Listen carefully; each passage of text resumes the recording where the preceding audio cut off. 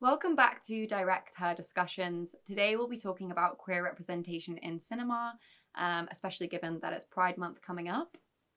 What do we want to start with? Uh, why are all the LGBT positive representation in films all doom and gloom and always about like coming out maybe? It's not as sad as it always has to be, maybe? Yeah, I think there's a lot of focus on kind of the struggles that queer people have to go to. And although that obviously needs to be highlighted, and it is good to see depictions of queer characters coming out, and the discrimination that they face, because I think it's good to highlight that to people. Yeah, but like lot. it is kind of like, okay, we've got that. We need to see some examples of like queer joy and like queer love stories that don't end in tragedy. Yeah, it's borderline like glamorized almost if we want to go down that route of like, because there's so many examples of them just being like too depressing. You know what I mean? Yeah, and I think like inclusion's come so far in the real world now. Everyone is very aware of gay people, of queer people, and like we've just come so far. Yeah. Why don't we get to see a more like developed and expanded character, and more about their life or their stories?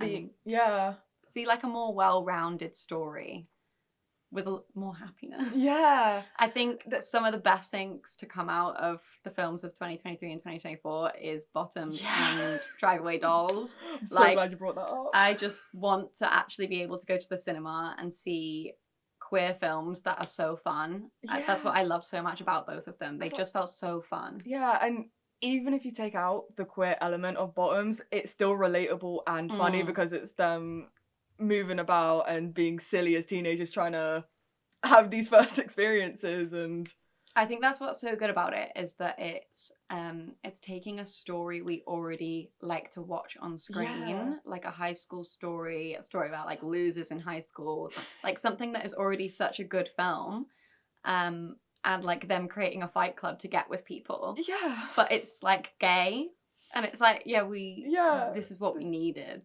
That was like the best like sort of queer representation, because it was just fun and it didn't heavily emphasize it too much, but it was just part of the plot and it was just fun. Have you seen Drive Away Dolls? Not yet. I'd really recommend it. Again, that's kind of just like a really fun like crime film. Like they're being chased but they don't know it. It's like be gay, do crime. Yeah. I mean, they're not involved in the crime. Well, they kind of inadvertently are. Yeah. But it's just so fun. I think we need more fun queer films. Yeah.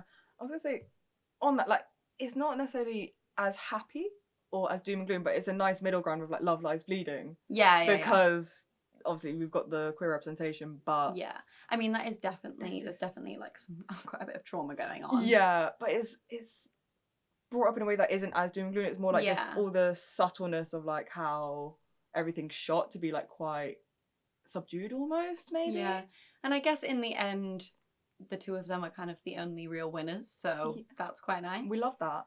I don't think there was any bogged down plot in like them having to come out. We sort of just that's a good point. That's the to be fair, the trauma wasn't anything about their queerness. Yeah, it was family stuff, which was like separate. It wasn't parents being unaccepting. It was parents are bad sometimes.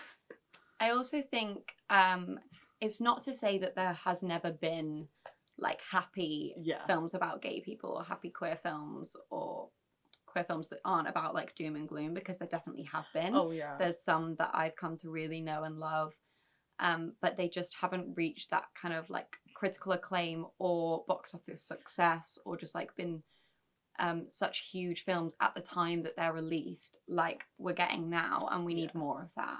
Yeah, because the indie films, if we want to call them that, are definitely like making a lot more headway in that representation and exactly. I've seen some great films, but they are those small indie films. Yeah, and it's a shame they don't get that more funding or more popularity within either LGBT communities or even just film fans, because it's not highlighted or emphasized as much. Yeah, and I'm not sure how big or successful But I'm a Cheerleader was when it like at box office, but it definitely wasn't like received well by critics. Yeah, which was weird-ish. Yeah, I mean, like, glad it's a cult classic now. Yeah, I think that's the better part of it, isn't it? What year was that now? 96 or 99, I can't remember. Yeah. Or maybe not, but definitely the 90s. It's actually 2004, no.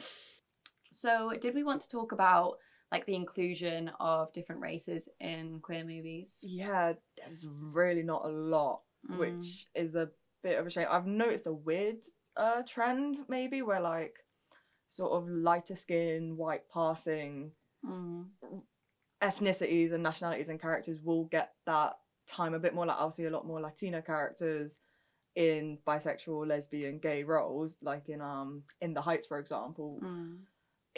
I'm here for it. I love seeing that representation. It'd be nicer to see it more equally spread across like all nationalities and diversities, because like black people can be gay too, or desi people, or anything like that. I definitely think we're doing better.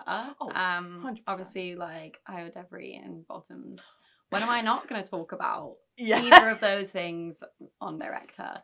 But and also again, there's been some amazing films. The Watermelon Woman, you know, was created by a black lesbian filmmaker, and she stars in it too, and it's all about black lesbian women in film, and that made like huge steps in the industry to kind of get that representation. But also the fact that it was such like a milestone is kind of telling of what we were lacking up to that point. And I do still think there is a lot of just white people in cinema and in queer cinema. And I definitely think the films that people tend to think of most, and the ones that are most known and watched by most people, center white characters. So it's like you're doing one diversity quota, but not to the fullest extent or like accurately as much, because again, the only like black movie I can think of with like decent queer representation or good queer representation would be was it Moonlight? I was about to say Moonlight. Moonlight, which was still really well done and quite a well received movie because it won the Oscar for that year. But again, like I said, if that's the only monumental thing, it's showing where we're lacking. Definitely. Especially for, what was it, 2016 that film would have been, give or take? Something like, I remember watching it. We all remember that. We all remember what happened at the Oscars. But again, it was 2016. Like, where were the other, like, people of colour in queer representation? Like, there obviously was some, but not a lot. And again, this goes beyond film, but like you do see it in like books as well, where like they'll have more queer representation, but then when they're adapted, like The Colour Purple, there is a lesbian, if you've read the book, there is a lesbian story in there, and then in both adaptations it's watered down. Why? So I remember watching the original film in school because I studied the book. But I don't remember it too vividly, and I meant to watch the new adaptation, hadn't watched it, and then my friend told me about how much queer erasure there was. They just kind of erased the whole storyline between Tilly and Shug Avery and what that means to her, and that was like everything that I took from the book. So I don't understand how you can erase that from a film. It's such like a big plot in the book. To take that out of the film, it felt weird and like a disservice to the book. Like, granted, they got most of the other stuff pretty well done, it's still I just think it was a weird decision. The decision doesn't make sense to me, and it actually makes me quite annoyed because like it's not what the author was trying to do. Like the author was writing that book for a reason, especially at the time. So to make a film and not include that, it doesn't make sense. It was a strategic and horrible decision. Exactly. I don't feel good about the director's decisions. Why were they choosing to do that? It's one thing where like you can almost forgive it for the first film adaptation because it was so long ago. I'm not saying it's good, but I can understand norms around the time were different. But for the recent adaptation, what was it? 2022? 2023? It shouldn't... This year, wasn't it?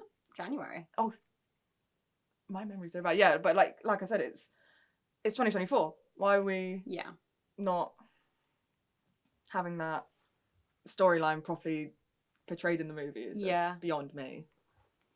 Yeah, it's a shame, and we need to do better. Yeah. But I will say the soundtrack was still good. One saving grace for The Colour Purple. We need more queer movies. Yeah. More positive queer representation. Yeah.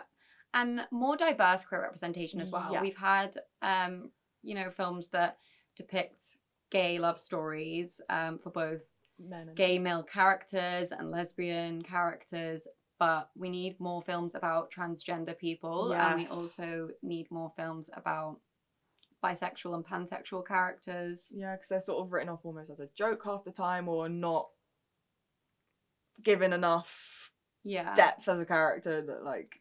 And I think given how much film and TV kind of made jokes about transgender people, bisexual people in the past, especially up until very recently, like, we need some really concrete, like, representation that makes up for that. Like, better representation. And it's not just in the subtext or anything. Yeah, like, there's so many movies where it's in the subtext and it's just... Yeah. It'll be like they're bi-coded characters, but they'll never... Yeah. Like, the and, like, we've clung bisexual... onto that for so long, you know?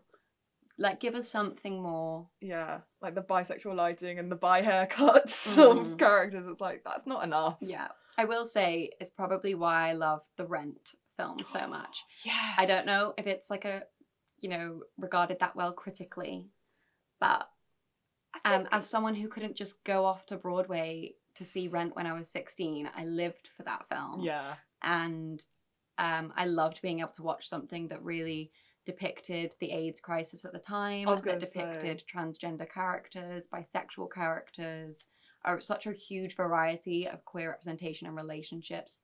And although there is a lot of queer trauma in that one, there is also moments of queer joy. Yeah, it was a really... granted, it's a musical, not every song could have been a emotional ballad, but they still had like some catchy show tunes that were just so fun to sing along to, and even if it was about being like in a tough time or something like that, it was still really enjoyable to watch and see these characters grow and develop. Yeah. Oh, Rent is such a throwback. So this has been DirectHer Discussions with Jess and Jess, discussing queer representation in film. Don't forget to like and subscribe and check out DirectHer for more feminist and film related content.